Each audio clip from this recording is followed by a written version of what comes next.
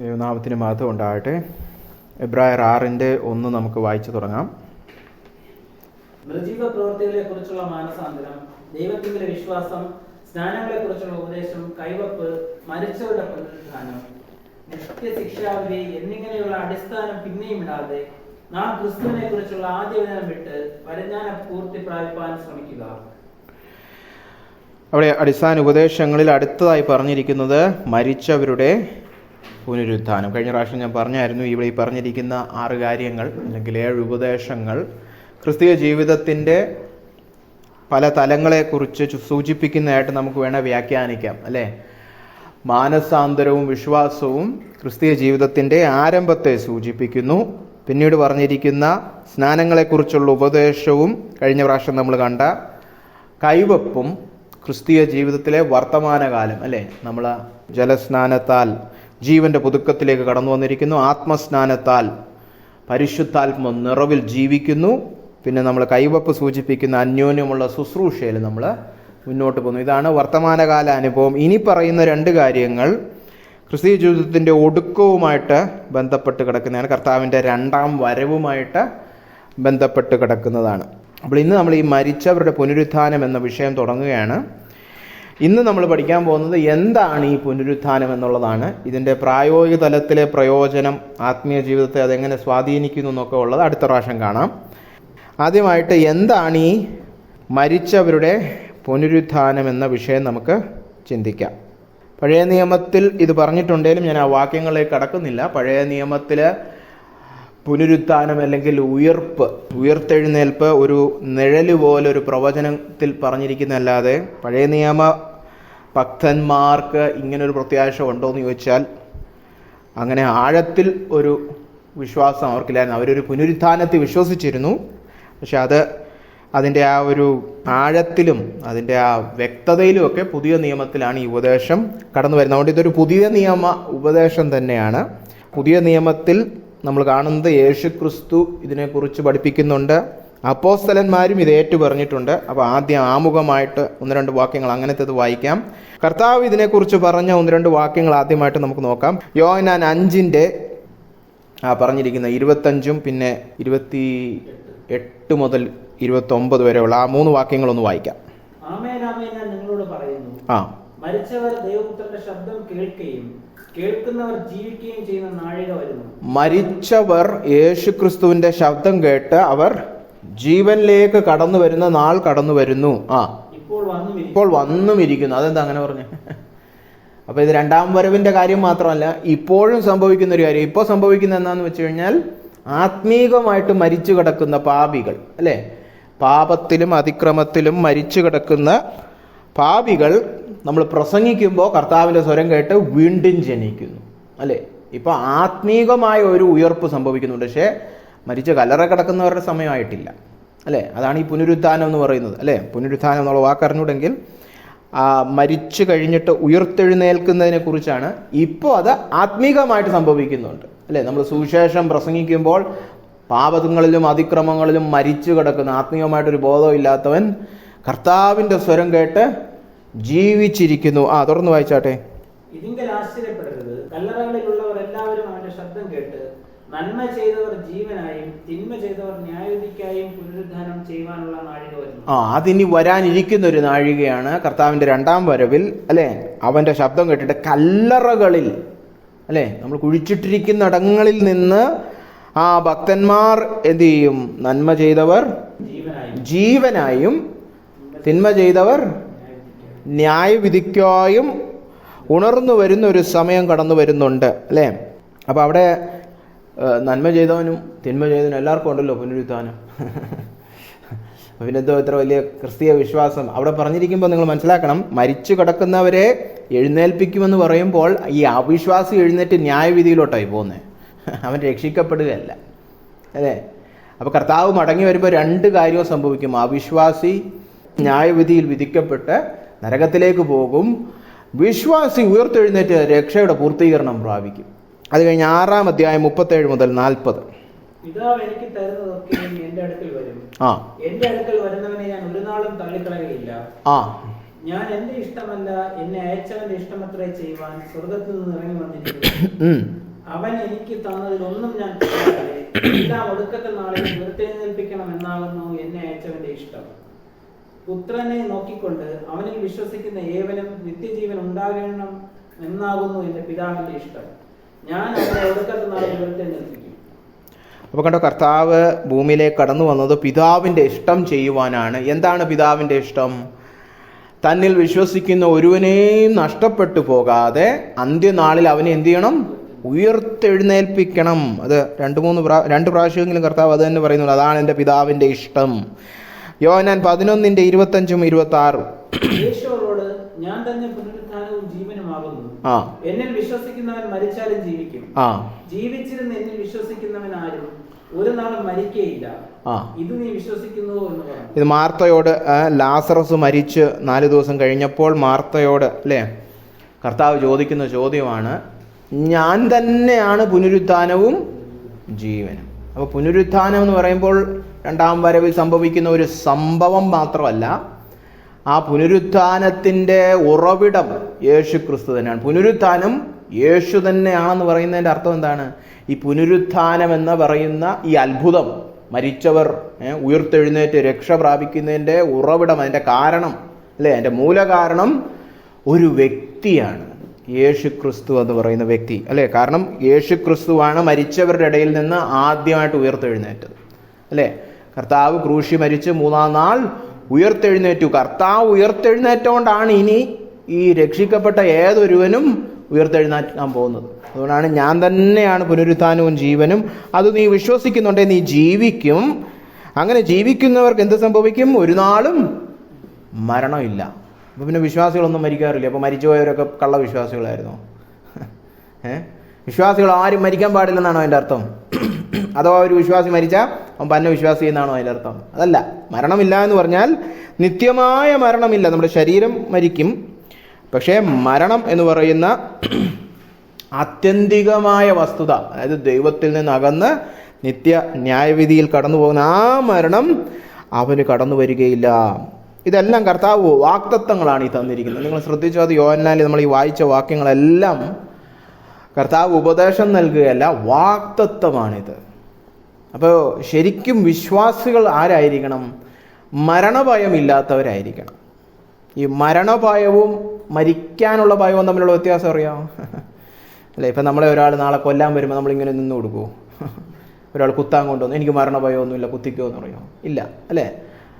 നാളെ വെള്ളപ്പൊക്കത്തിൽ മുങ്ങി ചാകുക എന്ന് പറഞ്ഞാൽ നമ്മൾ സന്തോഷം എന്ന് പറയുമോ? ഇല്ല അല്ലേ. അപ്പം മരിക്കുന്ന ആ പ്രക്രിയ എല്ലാവർക്കും ബുദ്ധിമുട്ടൊക്കെ ഉണ്ടാക്കും. വലിയ രോഗമൊക്കെ വരും, ചിലപ്പോൾ ആരെങ്കിലും കുത്തിന്നിരിക്കും അല്ലേ, എന്തെങ്കിലും അപകടം സംഭവിക്കും, അതൊക്കെ വേദനാജനകമാണ്, അത് നമുക്ക് ഇഷ്ടമില്ലാത്ത കാര്യമാണ്. ഈ മരണ ഭയമില്ല എന്ന് പറഞ്ഞാൽ മരിച്ചു കഴിഞ്ഞാൽ എനിക്ക് എന്ത് സംഭവിക്കും എന്നുള്ള ആകുലത ഇല്ല അല്ലേ.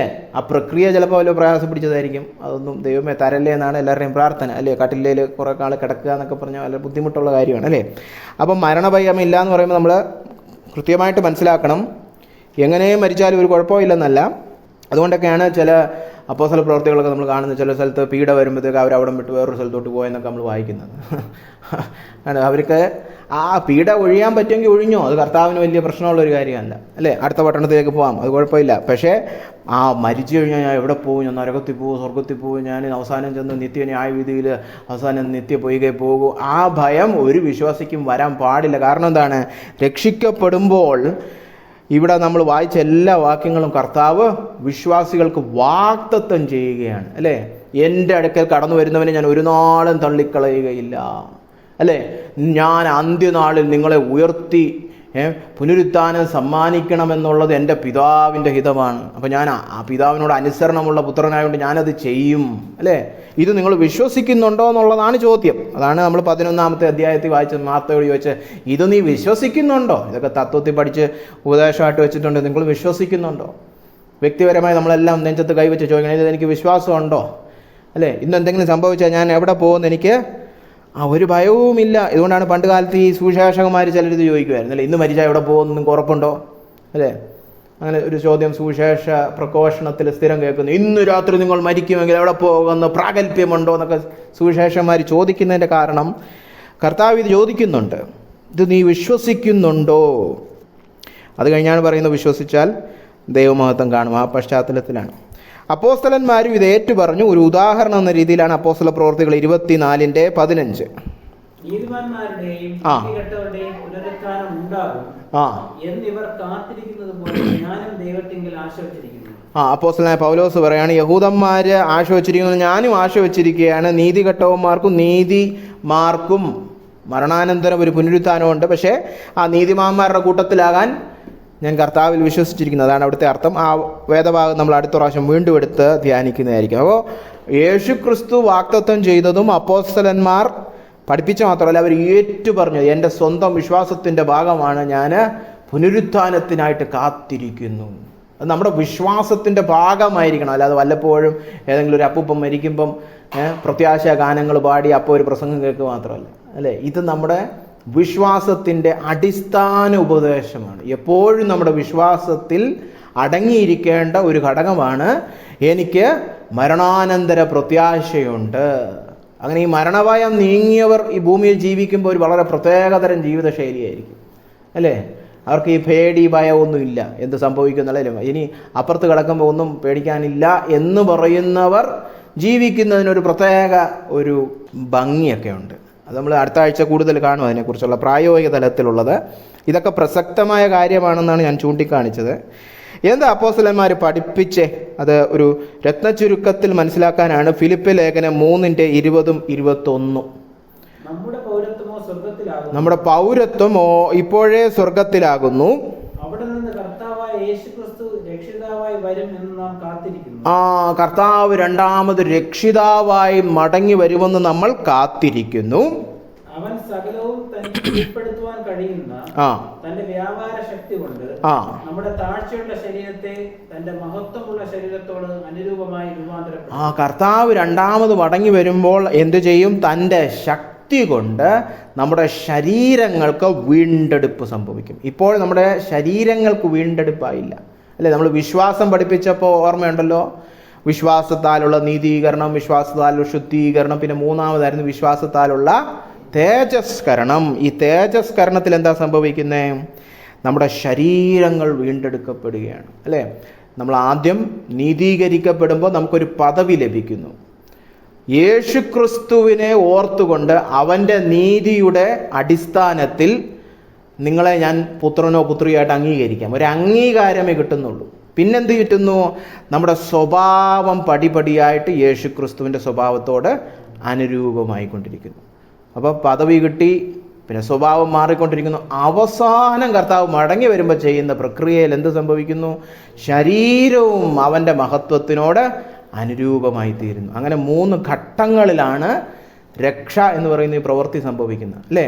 അപ്പോൾ രണ്ടാം വരവിൽ കർത്താവ് മടങ്ങി വരുമ്പോൾ തൻ്റെ വ്യാപാര ശക്തി കൊണ്ട് നമ്മുടെ ശരീരങ്ങളെ അവൻ്റെ ശരീരത്തോട് രൂപാന്തരപ്പെടുത്തും.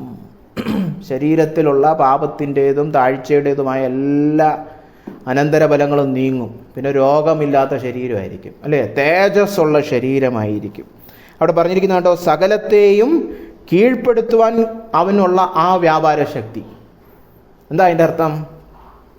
സകലത്തിൻ്റെ മേലുമുള്ള അവൻ്റെ അധികാരം, അല്ലേ? ഇപ്പോൾ ദൈവം കർത്താവാണ്, ദൈവം സൃഷ്ടാവാണ്, ദൈവത്തിന് ഭൂമിയിൽ എന്തും ചെയ്യാമെന്ന് പറയുമ്പോൾ ഒരു അധികാരമുണ്ട്, ഒരു ശക്തിയുണ്ട്, അല്ലേ? ഈ ഭൂമിയിലുള്ള സകലതും അവൻ്റെ കീഴിലിരിക്കുന്നു. ആ ശക്തി എടുത്ത് അവൻ എന്തു ചെയ്യും?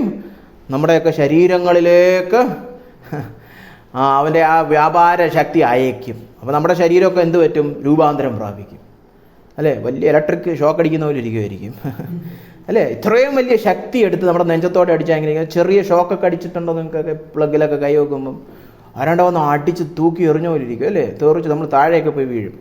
അത് വെറും ഒരു ചെറിയൊരു സ്പാർക്ക്, അല്ലേ?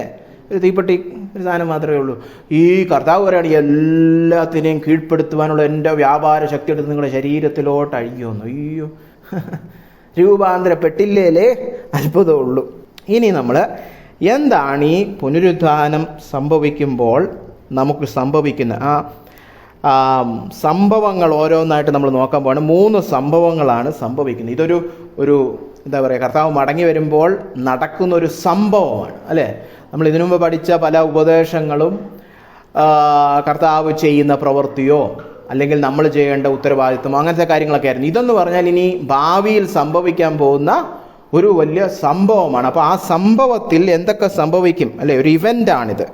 അത് മനസ്സിലാക്കാനാണ് നമ്മൾ 1 കൊരിന്ത്യർ 15 തിരിഞ്ഞ് 40 മുതൽ 57 വരെയുള്ള വാക്യങ്ങളാണ് ഇനി നോക്കാൻ പോകുന്നത്.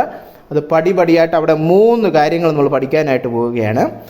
ആദ്യം നമ്മൾ മനസ്സിലാക്കുന്നത് 1 കൊരിന്ത്യർ 15 40 മുതൽ 49 വരെയുള്ള വാക്യങ്ങളിൽ കർത്താവ് രണ്ടാമത് മടങ്ങി വരുമ്പോൾ ജീവിച്ചിരിക്കുന്ന വിശ്വാസികളുടെ ശരീരങ്ങൾ രൂപാന്തരപ്പെടും. അതൊന്ന് വായിക്കാവും. 40 മുതൽ 49 വരെ. സ്വർഗീയ ശരീരങ്ങളും ഭൗമ ശരീരങ്ങളും ഉണ്ട്. സ്വർഗീയ ശരീരങ്ങളുടെ തേജസ് വേറെ, ഭൗമ ശരീരങ്ങളുടെ തേജസ് വേറെ. സൂര്യന്റെ തേജസ് വേറെ, ചന്ദ്രന്റെ തേജസ് വേറെ, നക്ഷത്രങ്ങളുടെ തേജസ് വേറെ.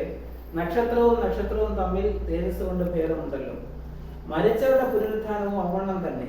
മരിച്ചവരുടെ പുനരുത്ഥാനം അവണ്ണം തന്നെ എന്ന് പറഞ്ഞിരിക്കുന്നത് ഈ പറഞ്ഞതല്ല ഉദാഹരണമായിരുന്നു. അപ്പം അല്ലേ, സൂര്യനൊരു തേജസ്സുണ്ട്, ചന്ദ്രനൊരു തേജസ്സുണ്ട്, നക്ഷത്രങ്ങൾ തമ്മിൽ തേജസ്സുകളുടെ വ്യത്യാസമുണ്ട്. ഇതെന്തിനെ സൂചിപ്പിക്കുകയാണ്? അതാണ് ആദ്യം 40-ാമത്തെ വാക്യത്തിന് തുടക്കം തോണ്ട് വായിച്ചേ. സ്വർഗീയ ശരീരവും ഭൗമിക ശരീരങ്ങളും തമ്മിലുള്ള ആ വ്യത്യാസം സൂചിപ്പിക്കാനാണ് പിന്നീട് പറഞ്ഞത് സൂര്യൻ്റെയും ചന്ദ്രൻ്റെയും നക്ഷത്രങ്ങളും തമ്മിലും ഒക്കെ തേജസ്സി വ്യത്യാസമുണ്ടെന്ന്.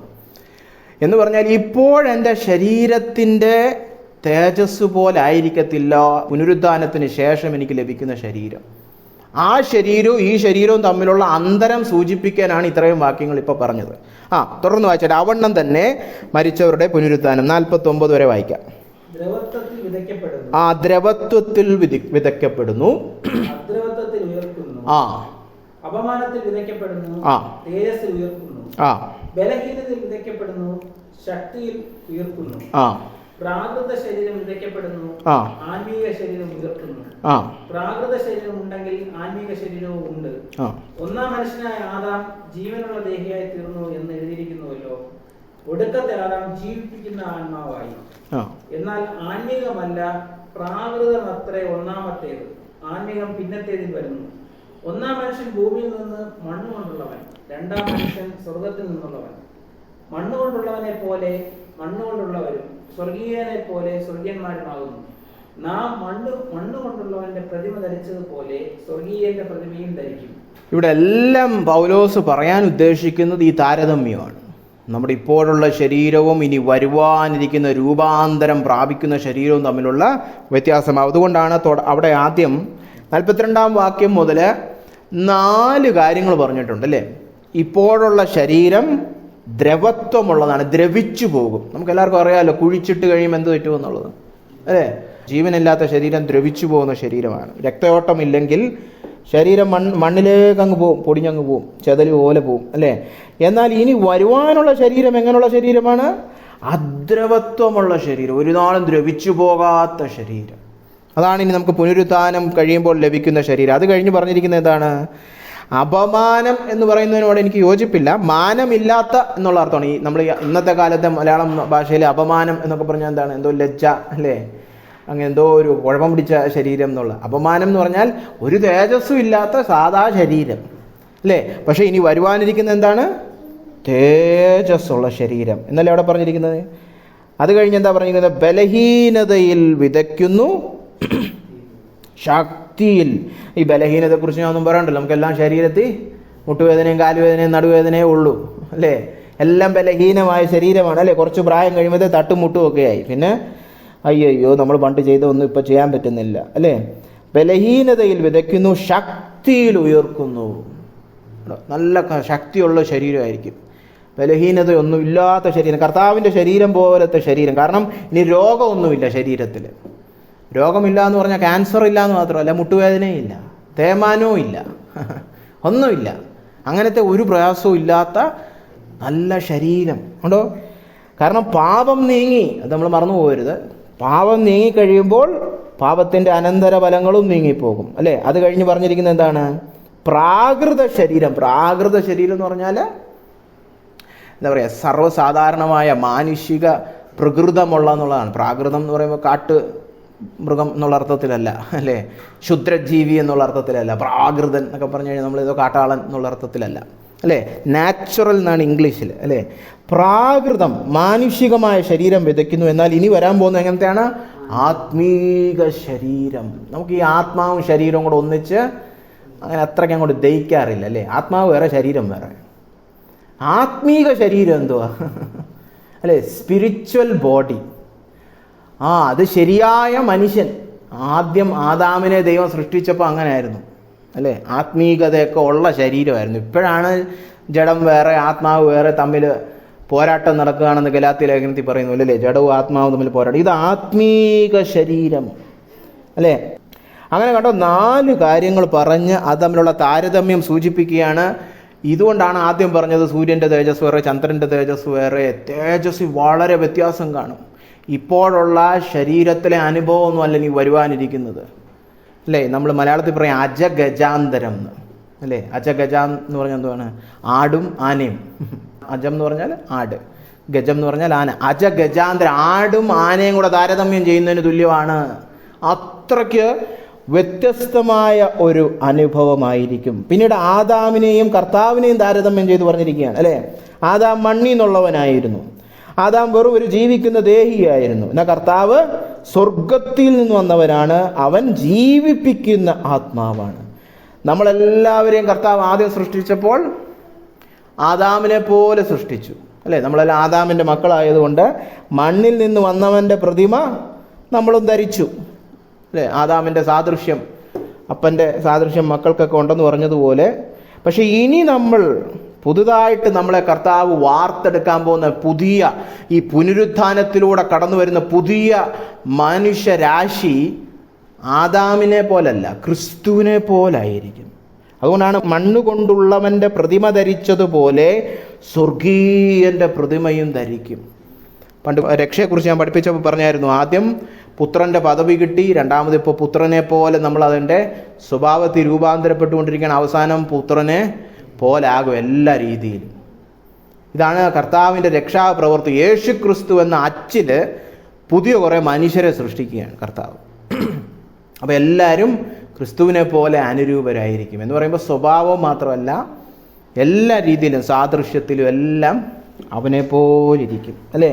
അങ്ങനെ നമ്മൾ ക്രിസ്തുവിൻ്റെ സാദൃശ്യം, അതാണ് ഈ പ്രതിമ എന്ന് പറഞ്ഞിരിക്കുമ്പം മറ്റേ റോഡ് സൈഡിൽ നിൽക്കുന്ന പ്രതിമയല്ല ഇത്, അല്ലേ? ആ ഒരു അച്ച് എന്നുള്ള അർത്ഥത്തിലാണ്. ആ അച്ചിലിട്ട് നമ്മൾ ആ ക്രിസ്തുവിൻ്റെ അതേ രൂപത്തിലേക്ക് നമ്മളും രൂപാന്തരപ്പെടും. അപ്പോൾ ഒന്നാമതായിട്ട് സംഭവിക്കുന്നത്, ജീവനോടെ ഇരിക്കുന്ന വിശ്വാസികളെല്ലാം ശരീരങ്ങൾ കൊണ്ട് അവനെ പോലെ ആയിത്തീരും. ഇനി 50 മുതൽ 53 വാക്യങ്ങളിൽ രണ്ടാമതായിട്ട് സംഭവിക്കുന്ന കാര്യം, മരിച്ചവർ അക്ഷയരായി ഉയർത്തെഴുന്നേൽക്കും. നമുക്ക് വായിക്കാം 50 മുതൽ 53. സഹോദരന്മാരെ, മാംസരക്തങ്ങൾക്ക് ദൈവരാജ്യത്തെ അവകാശമാക്കുവാൻ കഴിയുകയില്ല, ദ്രവത്വം അദ്രവത്വത്തെ അവകാശമാക്കുകയില്ല എന്ന് ഞാൻ പറയുന്നു. കേട്ടോ പറഞ്ഞിരിക്കുന്ന, കേട്ടോ, ദൈവരാജ്യം. അതൊന്നും അവിടെ പറഞ്ഞിരിക്കുന്നത് കർത്താവ് രണ്ടാമത് മടങ്ങി വരുമ്പോൾ ഈ ഭൂമിയിൽ താൻ അക്ഷരീകമായ ഒരു ദൈവരാജ്യം സ്ഥാപിക്കും. ആ ദൈവരാജ്യത്തിൽ കടക്കാൻ മാംസരക്തങ്ങൾക്ക് കഴിയുകയില്ല. എന്താ ഈ മാംസരക്തങ്ങൾ എന്ന് പറയുമ്പോൾ അത് ബൈബിളിൽ പല രീതിയിൽ ആ വാക്ക് ഉപയോഗിച്ചിട്ടുണ്ട്, മാംസരക്തങ്ങൾ, അല്ലേ? എഫീഷ്യർ 6 പറഞ്ഞിട്ടുണ്ട്, നമ്മുടെ പോരാട്ടം ജഡരക്തങ്ങളോടല്ല എന്ന് പറഞ്ഞാൽ അതിൻ്റെ അർത്ഥം എന്താണ്?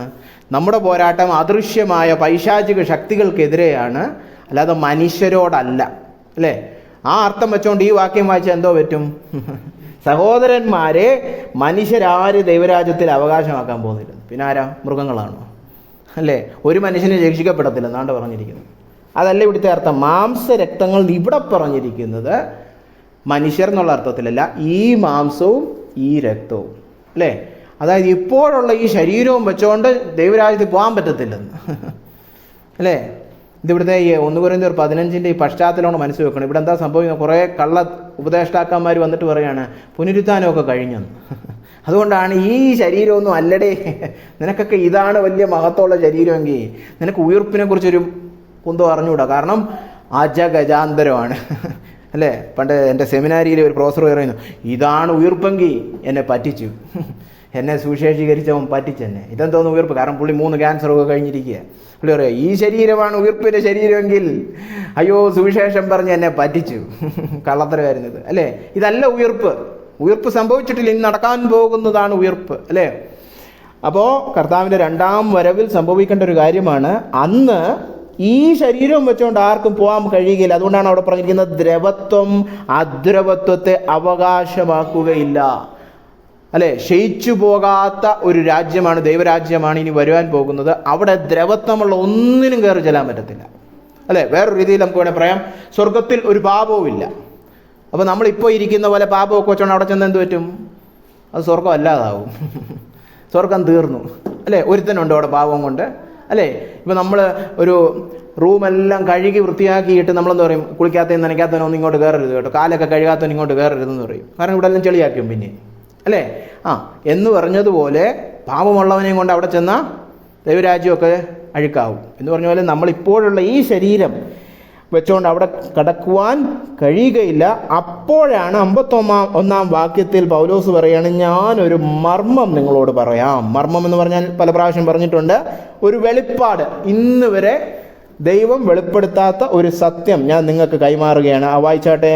നാം എല്ലാവരും നിദ്ര കൊള്ളുകയില്ല എന്ന് വെച്ചാൽ നാം എല്ലാവരും മരിക്കയില്ല, എന്നാൽ അന്ത്യകാഹളം നാദത്തിങ്കൽ പെട്ടെന്ന് കണ്ണിമയ്ക്കുന്നിടയിൽ നാം എല്ലാവരും രൂപാന്തരപ്പെടും. കാഹളം ധ്വനിക്കും, മരിച്ചവർ അക്ഷയരായി ഉയർക്കുകയും നാം രൂപാന്തരപ്പെടുകയും ചെയ്യും.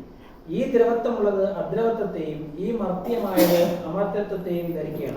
മതി. അപ്പൊ ഇവിടെ കണ്ടോ, ഈ പുനരുദ്ധാനത്തിൽ സംഭവിക്കുന്ന ഒരു മർമ്മം വെളിപ്പെടുത്തിയിരിക്കുകയാണ്. എന്താണ്? എല്ലാ ക്രിസ്ത്യാനികളും മരിക്കാൻ പോകുന്നില്ല, അതറിയാവോ? എല്ലാ വിശ്വാസികളും മരിക്കത്തില്ല. ഒരു കൂട്ടരും മരിക്കാതെ തന്നെ പുനരുദ്ധാനം പ്രാപിക്കുക. അതാരാണ്?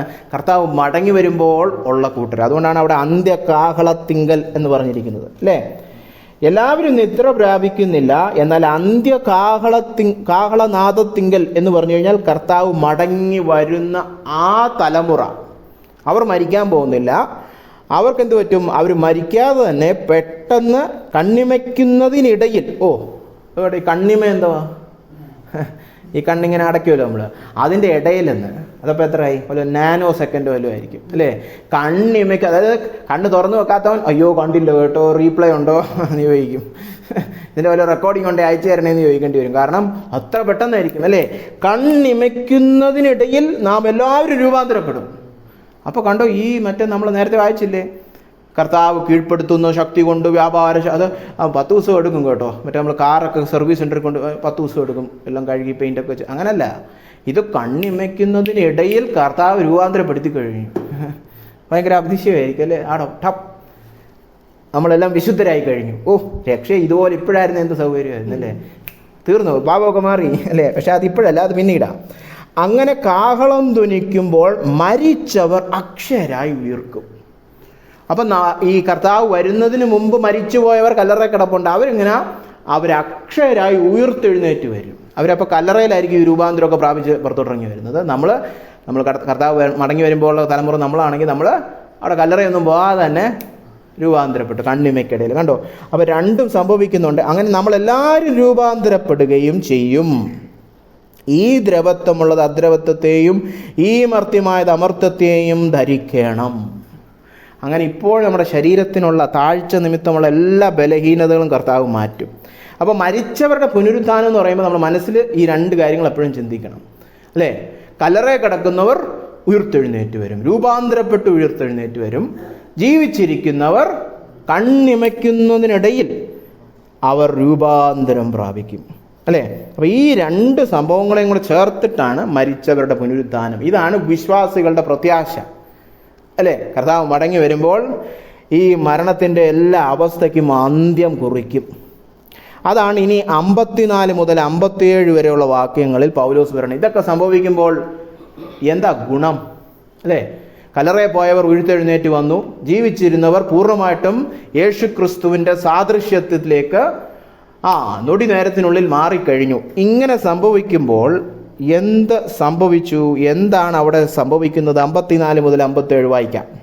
ഈ ദ്രവത്വമുള്ളത് അദ്രവത്വത്തെയും ഈ മർത്യമായത് അമർത്യത്വത്തെയും ധരിക്കുമ്പോൾ, അതായത് ഈ കർത്താവ് കടന്നു വന്നിട്ടുള്ള ഈ ആത്യന്തികമായ രക്ഷ, ഈ രൂപാന്തരം സംഭവിക്കുമ്പോൾ മരണം നീങ്ങി ജയം വന്നിരിക്കുന്നു എന്ന് എഴുതിയ വചനം നിർത്തിയാകും. പണ്ട് പഴയ നിയമത്തിൽ എഴുതിയ ഒരു വചനം നിവൃത്തിയായി. എന്താ നിവൃത്തിയായ വചനം? മരണം നീങ്ങി ജയം വന്നിരിക്കുന്നു. അപ്പൊ നമ്മുടെ ബൈബിളില് വേദപുസ്തകത്തിൽ മരണം എപ്പോഴാണ് തുടങ്ങി? മരണം നീങ്ങിയ കാര്യം ഇപ്പോൾ വെച്ചു. മരണം എപ്പോഴാണ് തുടങ്ങി? കർത്താവ് ആദ്യം ആദാമിനെ ഉണ്ടാക്കിയപ്പോൾ മരണം ഉണ്ടായിരുന്നോ? ഇല്ല. എവിടെ മരണത്തെക്കുറിച്ച് ആദ്യം കർത്താവ് പറയുന്നേ? നീ ജീവന്റെ വൃക്ഷമൊക്കെ കഴിച്ചോ, ഏത് വൃക്ഷവും കഴിച്ചോ, പക്ഷേ ഒരു വൃക്ഷത്തിന്റെ കനി തിന്നരുത്. ഏതായിരുന്നു ആ വൃക്ഷം? നന്മ തിന്മകളുടെ അറിവിന്റെ വൃക്ഷം കഴിച്ചാൽ നീ അന്നാളിൽ മരിക്കും. ആദാം പോയി അത് തന്നെ കഴിച്ചു, അല്ലെ? അങ്ങനെ പാപം കടന്നു വന്നപ്പോൾ മരണം വന്നു. പൂർണ്ണമായ രക്ഷ സംഭവിച്ചപ്പോൾ എഴുതി വച്ചിരിക്കുകയാണ് മരണം നീങ്ങിയെന്ന്. ജയം വന്നിരിക്കുന്നു. അങ്ങനെ ആദാം ചെയ്തു വെച്ച ആ പ്രശ്നത്തിന് പരിഹാരം പൂർണ്ണമായിട്ട് കടന്നു വന്ന് ജയം വന്നിരിക്കുന്നു എന്ന എഴുതിയ വചനം നിവൃത്തിയാകും. തുടർന്ന് വായിക്കാം 55. ഹേ മരണമേ, നിന്റെ ജയം എവിടെ? ഹേ മരണമേ, നിന്റെ വിഷമുള്ള എവിടെ? മരണത്തിന്റെ വിഷമുള്ള പാപം, പാപത്തിന്റെ ശക്തിയോ ന്യായപ്രമാണം. നമ്മുടെ കർത്താവായ യേശുക്രിസ്തു മുഖാന്തരം നമുക്ക് ജയം നൽകുന്ന ദൈവത്തിന്റെ സ്തോത്രം.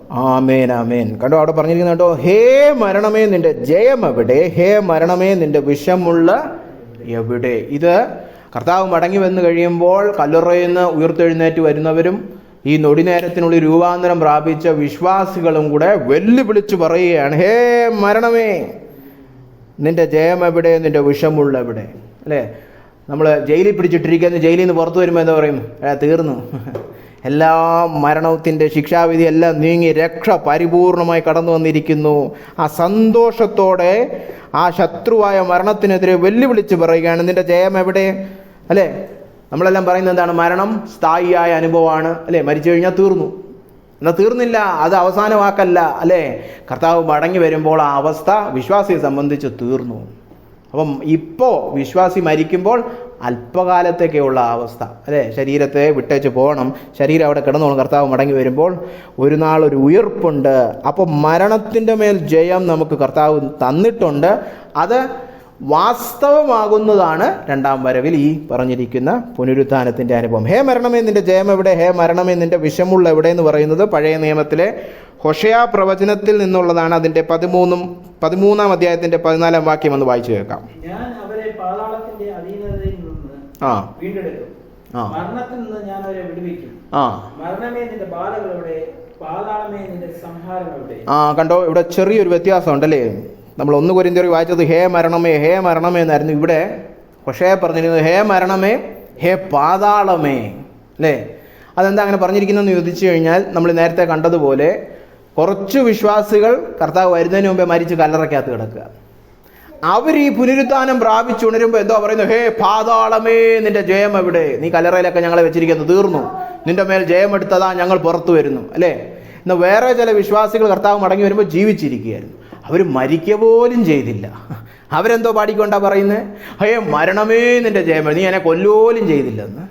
കണ്ടോ, അപ്പം മരണത്തിൻ്റെ മേലും പാതാളത്തിൻ്റെ മേലും നമുക്ക് ജയം നൽകിയിരിക്കുന്നു. അതുകൊണ്ടാണ് പിന്നീട് പറഞ്ഞിരിക്കുന്നത്, ഈ മരണത്തിൻ്റെ വിഷമുള്ള പാപം, പാപത്തിൻ്റെ ശക്തിയോ ന്യായപ്രമാണം. പക്ഷെ അതിൽ നിന്നെല്ലാം എന്ത് ചെയ്തു? നമ്മുടെ കർത്താവായ യേശുക്രിസ്തു മുഖാന്തരം നമുക്ക് ദൈവം ജയം നൽകിയിരിക്കുന്നു. അതുകൊണ്ട് ദൈവത്തിന് സ്തോത്രം. ഇതാണ് ആത്യന്തികമായ രക്ഷ, അല്ലേ? നമ്മൾ രക്ഷിക്കപ്പെടുന്നു, വിശ്വാസത്താൽ രക്ഷിക്കപ്പെട്ടു എന്നൊക്കെ പറയുമ്പോൾ എന്തിൽ നിന്നുള്ള രക്ഷ? പാപത്തിൽ നിന്നുള്ള രക്ഷ, അല്ലേ? പാപം നിമിത്തമുള്ള അനന്തര ഫലങ്ങൾ, മരണം, നിത്യന്യായവിധി, ദൈവക്രോധം, ഇതിൽ നിന്നുള്ള രക്ഷയാണ് ശരിക്കുള്ള ആത്മീയ രക്ഷ. ഇതാണ് ശരിയായ സുവിശേഷം. പലപ്പോഴും ഇത് ഇന്ന് പ്രസംഗിക്കാറില്ല. ഇന്ന് ഞാൻ എപ്പോഴും പറയുന്ന പോലെ നടുവേദന മാറാനും നിങ്ങളെ ആരും സ്നേഹിക്കുന്നില്ലേ, സ്നേഹിക്കാൻ എന്താ ഒരുത്തനിരിക്കുന്നു, വാ കടന്നു വാന്ന് പറയുന്ന ഈ വൈകാരിക കാര്യങ്ങളും ഭൂമിയിലെ കാര്യങ്ങളൊക്കെ പറഞ്ഞ് സുഖിപ്പിച്ച ആളുകളെ സുവിശേഷീകരണത്തിൽ കൊണ്ടുവരും. പക്ഷെ ശരിക്കുള്ള സുവിശേഷം ഇതാണ്. പാപം നിമിത്തം ഈ മനുഷ്യരാശിക്ക് വന്ന എല്ലാ പ്രശ്നവും, ദൈവക്രോധം, അല്ലേ, മരണം, നിത്യ ന്യായവിധി, നരകം, ഇതിൽ നിന്നൊക്കെ ഉള്ള രക്ഷയാണ് യേശുക്രിസ്തു നമുക്ക് നൽകുന്നത്. അത് ആത്യന്തികമായിട്ട് സംഭവിക്കുന്ന എപ്പോഴാണ്? ഈ രണ്ടാം വരവിൽ സംഭവിക്കുന്ന പുനരുത്ഥാനത്തിൽ. അവിടെ മരണം നീങ്ങി അല്ലേ? അങ്ങനെ കർത്താവ് നമുക്ക് ജയം നൽകുന്നു. അത് നിമിത്തം നമ്മൾ എന്ത് ചെയ്യാണ്? ദൈവത്തിന് സ്തോത്രം ചെയ്യുന്നു. ഈ വാക്യം പലപ്പോഴും ഞാൻ വായിച്ചു കേട്ടിട്ടുണ്ട്. നമ്മുടെ കർത്താവായ യേശു ക്രിസ്തു മുഖാന്തരം നമുക്ക് ജയം നൽകുന്നു, ദൈവത്തിന് സ്തോത്രം. ഈ പശ്ചാത്തലം ഒന്നും പറയത്തില്ല, അല്ലേ? നാളെ പിള്ളേർക്കുള്ള പരീക്ഷയാണ്, നമുക്ക് എല്ലാവർക്കും പ്രാർത്ഥിക്കാം, കർത്താവെ ജയം തന്നിരിക്കുക, സ്തോത്രം. അതൊന്നും അല്ല ഇവിടെ പറഞ്ഞിരിക്കുന്നത്. PSC പരീക്ഷയ്ക്ക് ജയം തന്നിരിക്കുന്നു. ഏത് പശ്ചാത്തലത്തിലെ ജയമാണ് ഇവിടെ പറഞ്ഞിരിക്കുന്നത്? ആത്യന്തിക ജയം, അല്ലേ? ആദാം പാപം ചെയ്ത് മരണം ഈ മാനുഷിക രാശിയിൽ കൊണ്ടുവന്നു. ആ പ്രശ്നത്തിൽ നിന്ന് ജയം, അതിൽ ദൈവത്തിന് സ്തോത്രം കരേറ്റാം.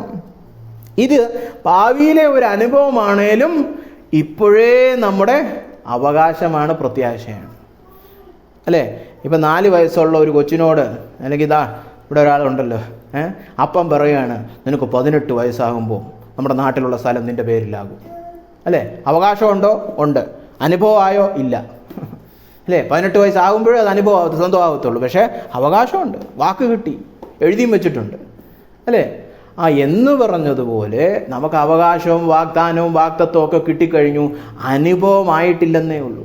അപ്പോൾ എന്തുണ്ട്? പ്രത്യാശയ്ക്ക് വകയുണ്ട്. അതുകൊണ്ടാണ് വിശ്വാസികൾ മരണത്തെ ഒന്നും ഭയപ്പെടേണ്ട ആവശ്യമില്ല, അല്ലേ? മരണം സംഭവം എന്ന് വെച്ചാൽ നമ്മുടെ സ്വന്തം മരണം മാത്രമല്ല, നമ്മുടെ സ്നേഹിതരുടെ മരണമായാലും, അയ്യോ അപ്പച്ചൻ പോയല്ലോ എന്ന് പറഞ്ഞ് കരഞ്ഞുകൊണ്ടിരിക്കുന്നവരുണ്ട്. 10 വർഷം കഴിഞ്ഞാലും കരഞ്ഞുകൊണ്ടിരിക്കുക. അപ്പച്ചൻ എവിടെ പോയെന്നാ പറയുന്നത്? അങ്ങനെ നാശത്തിലും കുഴിയിലും ഒന്നുമല്ല പോയത്, അല്ലേ? ഇനി തിരിച്ചു വരുന്നൊരു സ്ഥലത്താണ് പോയിരിക്കുന്നത്. ഇനി എന്തിനാ ദുഃഖിക്കുന്നേ, അല്ലേ? അപ്പോൾ ആ ജയം കർത്താവ് നമുക്ക് നൽകിയിട്ടുണ്ട് എന്നുള്ള ഉറപ്പ് നമുക്ക് വേണം. അങ്ങനെ കർത്താവ് രണ്ടാമത് മടങ്ങി വന്ന് അവൻ്റെ ഉയർത്തെഴുന്നേൽപ്പ് നമുക്കും കൂടെ സമ്മാനിച്ച് അവൻ്റെ ആ സ്വരൂപത്തിലേക്ക് നമ്മളെ രൂപാന്തരപ്പെടുത്തും. നമ്മളെല്ലാവരും യേശുവിനെ പോലെ ആയിത്തീരും. എത്ര ഭാഗ്യകരമായ പ്രത്യാശയാണ് നമുക്കുള്ളത്, അല്ലേ? അപ്പോൾ ഇതാണ് നമ്മുടെ പ്രത്യാശ. 1 തെസ്സലോനിയർ 4-ാം അധ്യായം 16-ഉം 17-ഉം ഇതേ കാര്യം രത്ന ചുരുക്കത്തിൽ അവിടെ പറഞ്ഞിരിക്കുന്നത് വായിക്കാവോ? കർത്താവ് താൻ ഗംഭീരനാദത്തോടും പ്രധാന ദൂതന്റെ ശബ്ദത്തോടും ദൈവത്തിന്റെ കാഹളത്തോടും കൂടെ സ്വർഗ്ഗത്തിൽ നിന്ന് ഇറങ്ങി വരികയും. രണ്ടാം വരവിൽ സംഭവിക്കുകയാണ്. കാഹളനാദത്തോടുകൂടെ കർത്താവ് ഇറങ്ങി വരും സ്വർഗത്തിൽ നിന്ന്. അപ്പൊ എന്ത് സംഭവിക്കും? ക്രിസ്തുവിൽ മരിച്ചവർ മുമ്പേ ഉയർത്തെഴുന്നേൽക്കുകയും ചെയ്യും. ആദ്യം ക്രിസ്തുവിൽ മരിച്ച കല്ലറയിലായിരിക്കുന്ന വിശ്വാസികൾ ഉയർത്തെഴുന്നേൽക്കും. പിന്നെ ജീവനോടെ ശേഷിക്കുന്ന അവരോട് ഒരുമിച്ച് ആകാശത്തിൽ കർത്താവിനെ എതിരേൽപ്പാൻ മേഘങ്ങളിൽ എടുക്കപ്പെടും. നമ്മൾ രൂപാന്തരം പ്രാപിച്ച് കർത്താവിന്റെ ആ അടുക്കലേക്ക് എടുക്കപ്പെടും. ഇങ്ങനെ നാം എപ്പോഴും കർത്താവിനോട് ഇരിക്കും. ഇതാണ് ഇതിന്റെ ഏറ്റവും വലിയ മനോഹാരിത. രൂപാന്തരമൊക്കെ പ്രാപിച്ചു എന്ന് മാത്രമല്ല, എപ്പോഴും ഇനി കർത്താവിന്റെ കൂടെ ആയിരിക്കും. ഇപ്പൊ യേശു ക്രിസ്തുവിനെ നമ്മൾ ആത്മീകമായിട്ട് രുചിച്ചറിയുന്നുള്ളൂ, അല്ലേ? യേശുവിനെ കാണാൻ പറ്റുന്നില്ല, യേശുവിന്റെ കൈയൊന്നും കയറി പിടിക്കാൻ പറ്റുന്നില്ല. ഇതല്ല, ഇനി ശാരീരികമായിട്ടല്ലേ, ഭൗതികമായൊരു സാന്നിധ്യം നമുക്ക് കാണാൻ പറ്റും. അയ്യോ, പിന്നെ ഈ ഇപ്പോഴത്തെ മീറ്റിംഗ് പോലെ ഒന്നും ആയിരിക്കത്തില്ല, അല്ലേ? ഇപ്പോൾ യേശു ഇവിടെ ഇരിക്കുകയാണെങ്കിൽ ഞാൻ ഇതുപോലെ പ്രസംഗിക്കുമോ? നമ്മളൊക്കെ ഇങ്ങനെ ഇരിക്കുമോ, അല്ലേ? ഇനി നമ്മൾ ദൈവത്തിൻ്റെ കൂടെ ആയിരിക്കും. പിന്നെ മാറ്റമൊന്നുമില്ല, ഇനി രണ്ടാം വരവൊന്നുമില്ല. പിന്നെ കല്യാണം കഴിഞ്ഞ പോലെയാണ്, ഒരുമിച്ചാണ് പിന്നെ നമ്മൾ, അല്ലേ? അതാണ് നമ്മുടെ ഭാഗ്യകരമായ പ്രത്യാശ. ഇതായിരിക്കണം നമ്മുടെ പ്രത്യാശ, വേറെ ഒന്നും ആയിരിക്കരുത് ക്രിസ്തുവിൽ നമ്മുടെ പ്രത്യാശ. 1 കൊരിന്ത്യർ 15:19 ഒന്ന് വായിച്ചേ. നാം ഈ ആയുസ്സിൽ മാത്രം ക്രിസ്തുവിൽ പ്രത്യാശ വെച്ചിരിക്കുന്നുവെങ്കിൽ സകല മനുഷ്യരിലും അരിഷ്ടന്മാരത്രേ. ഈ ആയുസ്സിൽ മാത്രം കർത്താവിൽ പ്രത്യാശ വെക്കുക എന്ന് പറഞ്ഞു കഴിഞ്ഞാൽ, ഇപ്പോൾ നമ്മൾ ഇന്ന് കേട്ട ഈ കാര്യങ്ങൾ, മരണാനന്തര പ്രത്യാശ, മരിച്ചു കഴിഞ്ഞാലും യേശു ക്രിസ്തുവിൽ എനിക്ക് ജയമുണ്ട്, കർത്താവ് മടങ്ങി വരുമ്പോൾ ഞാൻ മരിച്ചിട്ടുണ്ടെങ്കിൽ ഉയർത്തെഴുന്നേൽക്കും, ജീവിച്ചിരിപ്പുണ്ടെങ്കിൽ ഞാൻ രൂപാന്തരം പ്രാപിക്കും, ഞാൻ കർത്താവിൻ്റെ കൂടെ ഇരിക്കും. ഇതല്ല നിങ്ങളുടെ പ്രത്യാശയെങ്കിൽ, നിങ്ങളുടെ ക്രിസ്തീയ ജീവിതത്തിൻ്റെ ലക്ഷ്യവും നിങ്ങൾ ഉറ്റുനോക്കുന്ന വസ്തുതയും ഇതല്ലെങ്കിൽ, അങ്ങനെയുള്ളവരെയാണ് ഈ ആയുസ്സിൽ മാത്രം പ്രത്യാശ വെച്ചത്. എന്ന് വെച്ചാൽ എന്താണ്? നാളെ ഉച്ചയ്ക്ക് കുറച്ച് പൈസ വേണം, അതിനുവേണ്ടി യേശുവിൽ വിശ്വസിക്കാം, അല്ലേ? മറ്റന്നാൾ ഇത് ചെയ്യണം, അതിനുവേണ്ടി യേശുവിനെ വിശ്വസിക്കാം. 3 നാൾ കഴിയുമ്പോൾ മോളെ കല്യാണം കഴിപ്പിച്ചേക്കണം, അതിനുവേണ്ടി ക്രിസ്തുവിനെ വിശ്വസിക്കാം. ഇന്നതല്ലേ നമ്മൾ TV യിലെല്ലാം കണ്ടുകൊണ്ടിരിക്കുന്നത്. ഇങ്ങനെ ഭൗതിക ആവശ്യങ്ങളൊക്കെ നടത്തിയെടുക്കാൻ യേശു ക്രിസ്തുവിൽ വിശ്വാസം. അങ്ങനെ ഈ ആയുസ്സിൻ്റെ കാര്യങ്ങളൊക്കെ നടത്തിയെടുക്കാൻ മാത്രമുള്ള വിശ്വാസമുള്ള വിശ്വാസികൾ എന്താകുന്നു? സകല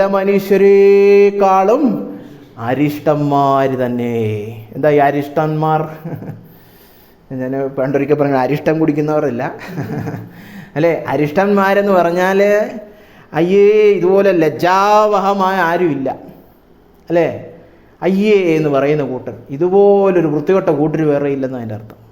നാണം കെട്ടവർ. അപ്പോൾ കണ്ടോ, ഇന്നത്തെ ക്രിസ്ത്യാനി വിശ്വാസികളൊക്കെ ഇപ്പോൾ എവിടെ പെടും?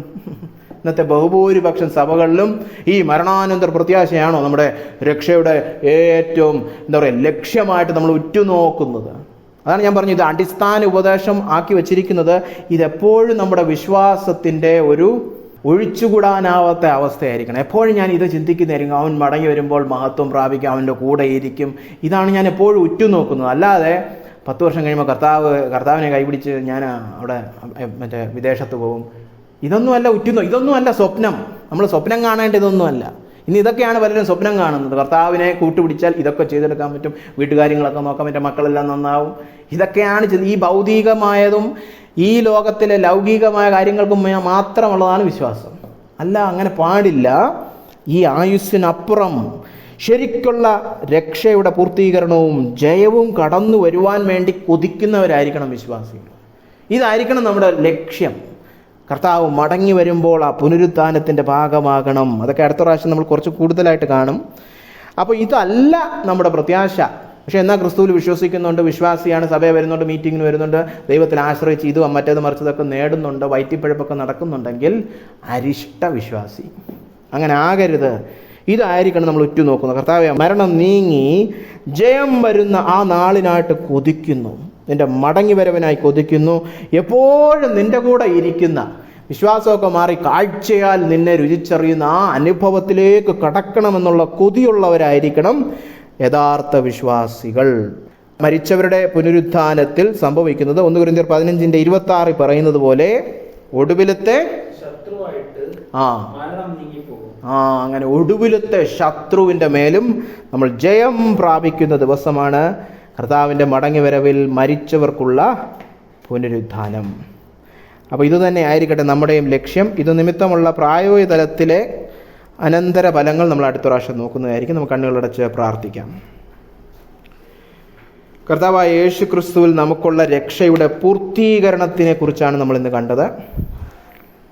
ആത്മാവിൽ തുടങ്ങുന്ന രക്ഷ സ്വഭാവത്തിൽ പരിണമിച്ച് ആത്യന്തികമായി നമ്മുടെ ശരീരങ്ങൾ പോലും വീണ്ടെടുക്കപ്പെടുന്ന ആ അവസാന പടി, ആ രക്ഷയുടെ പൂർത്തീകരണത്തിനായിട്ട് കൊതിക്കുന്ന വിശ്വാസികളാകുവാൻ, പാപത്തിൻ്റെ അനന്തരഫലങ്ങളുടെയും എല്ലാ ശത്രുതയിൽ നിന്നും അധീനതയിൽ നിന്നും കർത്താവ് നമ്മളെ പൂർണ്ണമായിട്ടും ആത്യന്തികമായിട്ടും വിടുവിക്കുന്ന ആ നാളിനായിട്ട് കൊതിയുള്ളവരാകുവാൻ, ഈ പ്രത്യാശയോടെ ജീവിക്കുന്നവരാകുവാൻ നമുക്ക് കർത്താവിനോട് പ്രാർത്ഥിക്കാം.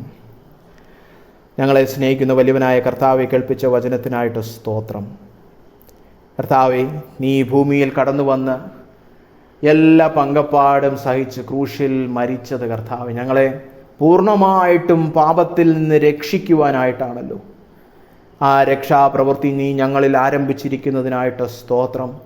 വിശ്വാസത്താൽ ഞങ്ങൾ രക്ഷയിലായിരിക്കുന്നു, രക്ഷയിൽ വളരുന്നു. ഇനി വരുവാനിരിക്കുന്ന ആ ഭാഗ്യകരമായ ദിനത്തിനായിട്ട് സ്തോത്രം. പൂർണ്ണമായിട്ടും കർത്താവെ ഞങ്ങൾ നിന്നെപ്പോലായിത്തീരുമല്ലോ കർത്താവെ. ആ ഭാഗ്യനാളിനായിട്ട് സ്തോത്രം കരേറ്റുന്നു. ഞങ്ങളുടെ അനുഭവമായിട്ടില്ലേ പോലും അവകാശം നീ ഞങ്ങൾക്ക് നൽകിയിരിക്കുന്നല്ലോ, വാഗ്ദത്തം നീ ഞങ്ങൾക്ക് നൽകിയിരിക്കുന്നല്ലോ കർത്താവെ. നിന്നിൽ വിശ്വസിക്കുന്നവൻ ജീവിക്കുകയും ആത്യന്തികമായിട്ട് അവന് ഒരു മരണവുമില്ല എന്നുള്ള ആ വലിയ വാഗ്ദത്തത്തിനായിട്ട് സ്തോത്രം. ഈ മനുഷ്യരാശിയിൽ കടന്നു വന്നിരിക്കുന്ന ഈ വലിയ ശത്രുവിൻ്റെ കയ്യിൽ നിന്ന് നീ ഞങ്ങളെ വിടുവിക്കുമെന്നുള്ള ആ വാഗ്ദത്തം ഇപ്പോഴേ ഞങ്ങൾക്ക് അവകാശമായി നൽകിയിരിക്കാൻ സ്തോത്രം കർത്താവെ. കർത്താവെ, ഞങ്ങൾ പ്രാർത്ഥിക്കുന്നു, ഇത് ഞങ്ങളുടെ ഉള്ളത്തിൽ വാസ്തവമായിട്ട് ഞങ്ങളുടെ പ്രത്യാശയും ഉറപ്പുമായി മാറ്റുവാൻ പരിശുദ്ധാത്മാവിനാൽ ഉള്ളത്തിൽ പ്രവർത്തിക്കണമേ. മരണഭയം നീങ്ങിപ്പോകണമേ കർത്താവ്, മരണഭയം നീങ്ങിപ്പോകണമേ കർത്താവ്. ഞങ്ങളെ മരണത്തിൻ്റെ എല്ലാ മുള്ളുകളിൽ നിന്നും വിടുവിച്ചു എന്നുള്ള ആ പ്രാഗൽഭ്യം ഞങ്ങൾക്ക് തരണമേ. അതുനിമിത്തം കർത്താവെ, ഞങ്ങൾ ഈ ലോകത്തിൽ വ്യത്യസ്തരായി ജീവിക്കുവാൻ ഇടയാകണമേ എന്ന് പ്രാർത്ഥിക്കുന്നു കർത്താവെ. ഞങ്ങളുടെ ക്രിസ്തീയ ജീവിതത്തിൻ്റെ ലക്ഷ്യം ഈ പ്രത്യാശ മുൻനിർത്തിയായിരിക്കട്ടെ എന്ന് പ്രാർത്ഥിക്കുന്നു. മറ്റൊരു വിഷയത്തിലേക്കും ഞങ്ങളുടെ പ്രത്യാശ ചുരുങ്ങിപ്പോകരുത്. ഈ ആയുസ്സിലുള്ള വിഷയങ്ങൾക്ക് വേണ്ടി മാത്രമുള്ള ഒരു കച്ചവടപരമായ ബന്ധം ക്രിസ്തുവുമായിട്ട് നടത്താതിരിക്കുവാനും നിത്യമായ രക്ഷയ്ക്കായിട്ട് നിന്നിൽ ആശ്രയിക്കുവാനും കർത്താവേ ആത്മീയമായ കാഴ്ചപ്പാട് ഞങ്ങൾക്ക് പകർന്നു നൽകണമേ എന്ന് പ്രാർത്ഥിക്കുന്നു. മരിച്ചവരുടെ പുനരുത്ഥാനത്തിലുള്ള വിശ്വാസം ഉപദേശപരമായിട്ട് തലച്ചോറിലിരിക്കാതെ ഞങ്ങളുടെ ഹൃദയത്തെയും ഞങ്ങളുടെ കർത്താവെ പ്രത്യാശയും ഞങ്ങളുടെ കർത്താവെ സന്തോഷത്തെയും ഒക്കെ അത് സ്വാധീനിക്കണമേ എന്ന് പ്രാർത്ഥിക്കുന്നു. കർത്താവ് ഞങ്ങളുടെ മരണമോ ഞങ്ങളുടെ കർത്താവെ സ്നേഹിതരുടെ മരണമോ കർത്താവെ ഈ ആശയിൽ നിന്ന് ഞങ്ങളെ കുലുക്കുവാൻ സാധിക്കാതെ കർത്താവെ ഞങ്ങൾ അതിനെ അതിജീവിക്കുന്നവരാകുന്നവരായി മാറുവാൻ ഞങ്ങളെ നീ ബലപ്പെടുത്തണമേ എന്ന് പ്രാർത്ഥിക്കുന്നു. കർത്താവെ ഇത്രത്തോളം ഈ വചന ശുശ്രൂഷയെ സഹായിച്ചതിനായിട്ട് സ്തോത്രം. കടന്നു വരാത്ത സഹോദരികൾക്കായിട്ടും പ്രാർത്ഥിക്കുന്നു കർത്താവെ. അവരായിരിക്കുന്നിടത്ത് നീ അവരെ അനുഗ്രഹിക്കണമേ. കടന്നു വന്ന സകലരെയും നിന്റെ കരത്തിലേക്ക് സമർപ്പിച്ച് പ്രാർത്ഥിക്കുന്നു കർത്താവ്. ഇവിടെ ആയിരിക്കുന്ന എല്ലാവരെയും നിന്റെ കരത്തിൽ സമർപ്പിച്ച് പ്രാർത്ഥിക്കുന്നു. വ്യക്തിപരമായുള്ള ബുദ്ധിമുട്ടുകൾ, പ്രയാസങ്ങൾ, ഇപ്പോൾ അഭിമുഖീകരിക്കുന്ന എല്ലാ പ്രതിസന്ധികളിലും കർത്താവ് കരം പിടിച്ച് ഞങ്ങളെ മുന്നോട്ട് നയിക്കണമേ. അത് നിമിത്തം ഒന്നും ഞങ്ങൾ വിശ്വാസത്തിൽ പിന്നോട്ട് പോകുവാനോ വഴിതെറ്റിപ്പോകുവാനോ ഒന്നും ഇടയാകരുത് എന്ന് പ്രാർത്ഥിക്കുന്നു. രക്ഷയുടെ പൂർത്തീകരണത്തിനായിട്ട് ബന്ധപ്പെടുന്ന ഒരു ജനമായിട്ട് തന്നെ കർത്താവെ നിന്നോട് ചേർന്ന് കർത്താവ് നടക്കുന്നവരായിരിക്കാൻ ഞങ്ങളെ നീ സഹായിക്കണം. ഞങ്ങളുടെ മുന്നോട്ടുള്ള ഓട്ടം കർത്താവെ നിന്റെ കൃപയാൽ തുടർന്നു കൊണ്ടിരിക്കണമേ എന്ന് പ്രാർത്ഥിക്കുന്നു. ഒരു രീതിയിലും പിന്മാറ്റത്തിലേക്ക് പോകുവാൻ ഇടയാകരുതേ കർത്താവ്. നിന്നിലുള്ള ശ്രദ്ധയോടുള്ള കർത്താവെ ആ ധ്യാനം ഒരു രീതിയിലും വ്യതിചലിച്ചു പോകുവാൻ ഇടയാകരുതേ എന്ന് പ്രാർത്ഥിക്കുന്നു. നീ വിളിച്ചിരിക്കുന്ന വിളിയും അതിൻ്റെ ഉദ്ദേശവും മനസ്സിലാക്കി കർത്താവെ തുടർമാനമായി നിന്നിൽ വിശ്വസിച്ച് മുന്നേറുവാൻ ഞങ്ങളേവരെ നീ സഹായിക്കണമേ. പരിശുദ്ധാത്മാവിനാൽ നിറയ്ക്കണമേ എന്ന് പ്രാർത്ഥിക്കുന്നു. പ്രാർത്ഥന കേട്ടിരിക്കാൻ സ്തോത്രം. യേശു ക്രിസ്തുവിന്റെ നാമത്തിൽ തന്നെ ആമേൻ.